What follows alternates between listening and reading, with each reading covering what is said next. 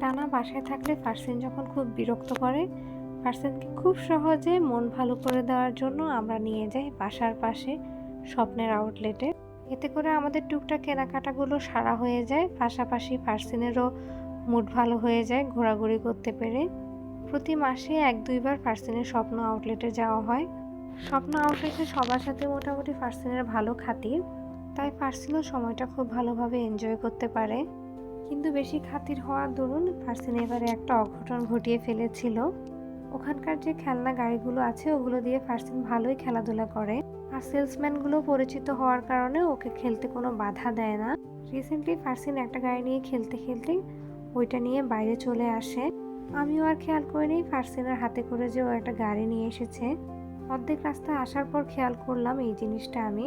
Care করার পরে আবার ফেরত গিয়ে গাড়িটা ফেরত দিয়ে আসতে হয়েছে।